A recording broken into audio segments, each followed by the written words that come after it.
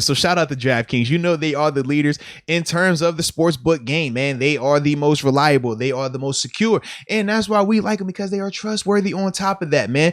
And when you talk about smooth, reliable, #1 rated sports booking apps, we always talk about just how awesome they are, but more importantly, how we have promo codes for you. And with that promo code, it's simply MOATS, MOATS. You can't forget it, all right? But with that promo code, for all the first time users, right? The first time you want to sign up, because we've all been first at something. Shoot, we had our first time together in Green Bay, for crying out loud. When you are a first time user, though, and use the promo code MOATS, you'll receive up to $1,000 in deposit bonus money. So layman's terms, you put $10 in, you use the promo code MOATS, DraftKings puts $10 in as well just for you because you use the promo code MOATS. So with that being said, use the code, don't waste time.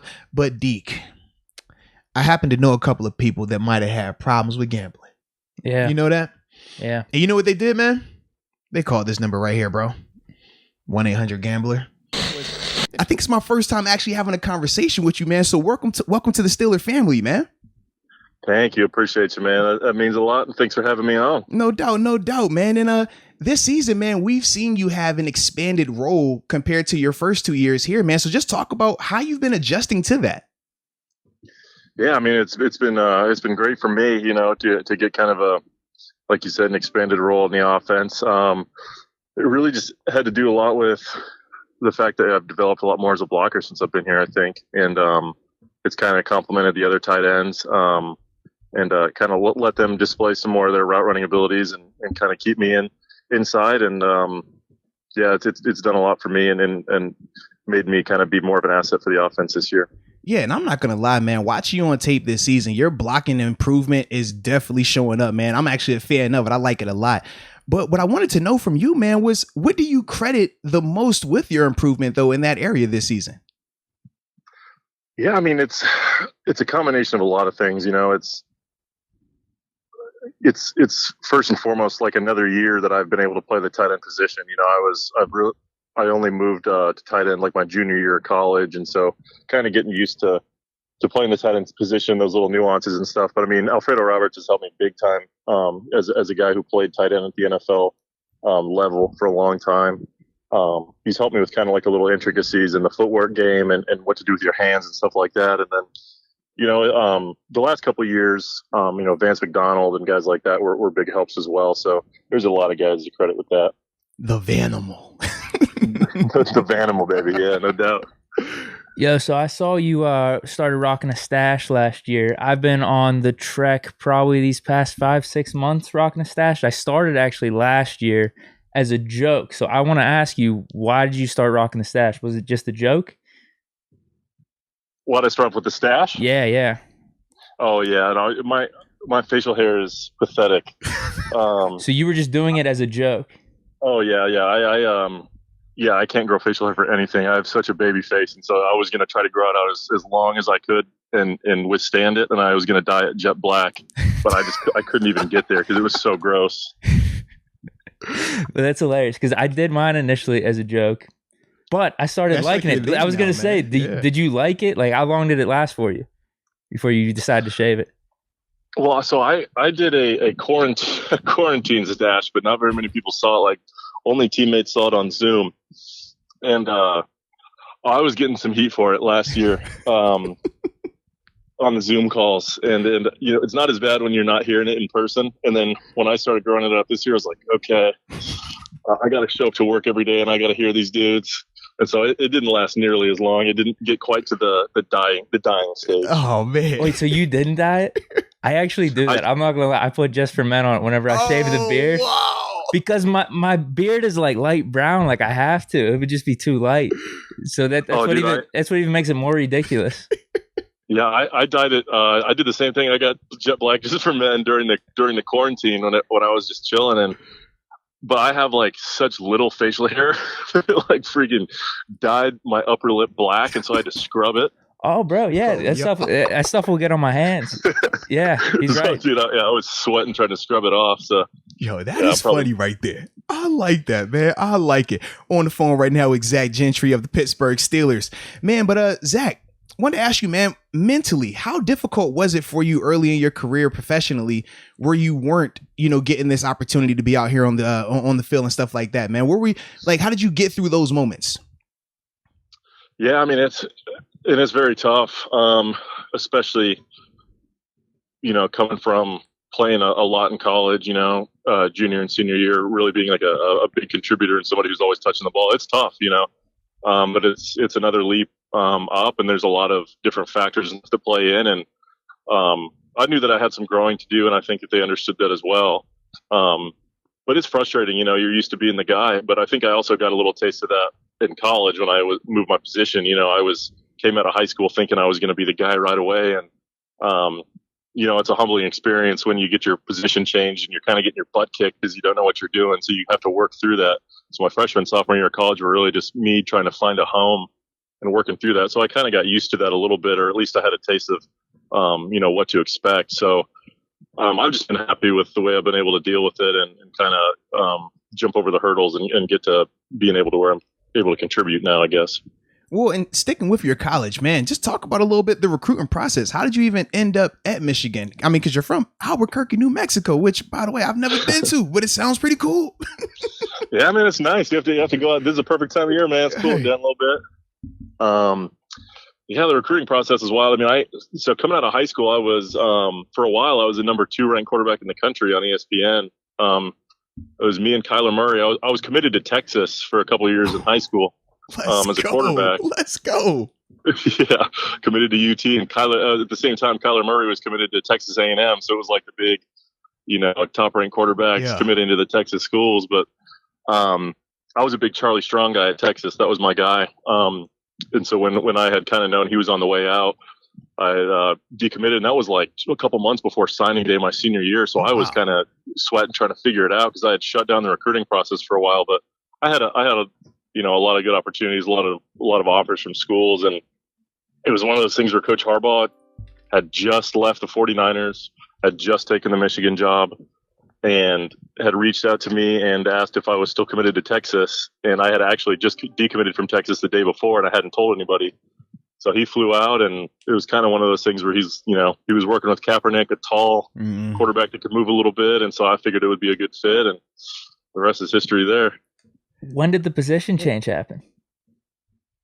I pretty quickly, because I distinctly remember a camp practice my true freshman year where it was a bootleg and there was nobody open downfield, so I took off running and made a couple nice moves. And at that point I was still probably 6'6.5", 230, 235. And so I was jogging back to the huddle, and I kind of just saw the look in Coach Harbaugh's face, like kind of squinting at me, hands on his knees. I was like, oh, crap, dude. I should have just thrown the ball away. But I think that's really when it started. Wait, so do you look back on that being the number 2 quarterback? I mean, I do. It's tough for me to argue with it now just because, I'm like a little over 6'8". Sure, right. And I've filled out well. I've done a good job of, getting bigger. And my thing was too, you're playing with one quarterback on the field too. And I failed to see this before when I was, a quarterback, and I was upset about it. But you play with one quarterback, you can play with, 3 tight ends on the field at one time. And so I think I don't really have, any resentment or anything for it, obviously now. But at the time, I was very upset. Well, I'll tell you this, Zach. If you would have came to James Madison University, it's like one of the best. You could have came to Pitt. You could have definitely played quarterback for us. I'm just throwing it out there, okay? If you wanted to go back and do it again, you could always play quarterback at JMU. Go to JMU? Absolutely, man. I'm just, you missed your opportunity, man. You would have been the star there. Would have put a billboard up for you. I promise. Dude, I would have taken that all day looking back. Man, but we have some people in the chat, man. They've been asking this a lot because of you switching positions going at Michigan, right? So they've asked, have you ever considered changing positions at the NFL level? Oh, no, not really. I think those are my old glory days now. Yeah, those quarterback stories will be the stories I tell, my grandkids. Well, because I was about to say, and I've seen them both ways. I've seen them ask about, could you play quarterback? But then I've also seen them say, could you bulk up and play O-line as well? Because of obviously the size that you have and the improvement in your blocking ability. Yeah, I mean, I would say no to either. I just don't. I think that I still have a lot of athletic ability and like good hands. I feel like I've really worked on those aspects of my game. I mean, if a team was like, "Hey, we'll pay you this much money to bulk up," and I was like, I might think about it. But no, man, I think I've worked so hard on becoming a complete tight end and being able to do everything that it's kind of just, what I'm going to do now. Absolutely. I could dig that. Yeah. Had a clutch catch in last week's game. Definitely did. What are you seeing in the offense that makes you think we could kind of turn the page this week? I thought there were some silver linings. Do you think things are starting to come together? No doubt. I think that obviously we have, a few different factors or things that haven't gone our way. And I think we're starting to click in the run game. I mean, you can just see it and feel it in practice too. And even though we didn't get the result we wanted against the Packers, I think that as a collective unit, when we watch the film, there's a lot more cohesion on the line and with the running back and everything. And so I think that's definitely one of the silver linings is we played more as a unit. Everybody, managed their responsibilities better, and we got on the guys we were supposed to get on. And I think we averaged like 4 or 5 yards a carry, and so we need to just continue to do that. I think that's a big silver lining, and then just continue to get healthy as an offense and as a team. Now, being that you were a 5th round draft pick, I consider you a part of the late round crew because I was in the 6th round. So shout out to us. But talk about your NFL draft story, man. Did you expect to go higher? I mean, what was going on through your mind? I knew when I left college that I was going to be like, they had me projected early on as like a, maybe sneaking into the 3, but probably 4 or 5. And so I went right about where I expected to. I thought that when the draft was approaching, I thought I'd be a 4th round guy. And so I was one of the first picks of the 5th, but I don't really have that crazy of a draft story. I'm not a big, I definitely didn't want to have like a draft party or anything like that. So I literally just watched the draft all 3 days with my family, my mom, my dad, and my brother at my house at Albuquerque.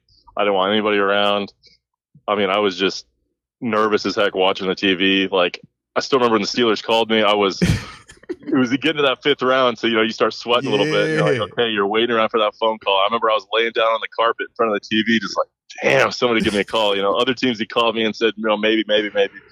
Well, when I got the Pittsburgh area code call, it was awesome. I'm definitely gonna remember that for the rest of my life. Hey, that's what I'm talking about right there, man. And yes, that is like the longest wait when you are waiting on draft day. Gosh. Oh, it's the worst. It's the absolute worst. Yeah, man. Now we had a couple more questions, man, before we had let you go, man. Sure. But this one came from the chat, actually. A cat named Manuel Molina, man. He wanted to know what's more satisfying to you, getting a pancake block or getting a first down reception. Oh man, that's a good question. I think at this stage of my career, with all the work that I put into blocking, I think probably a pancake block, to be honest with you. I mean, like, I was more of a quote receiving tight end in college. I caught a lot of passes, got a lot of yards, scored some touchdowns. So it's nice, it feels good to catch the ball, obviously, in the pros right now, but getting a pancake block in the NFL as a tight end, yeah, I'll probably go with that one. All right. And then we had another one come from the chat from Richard Stone. He wanted to know, who's the hardest person you've had to block so far? Oh man,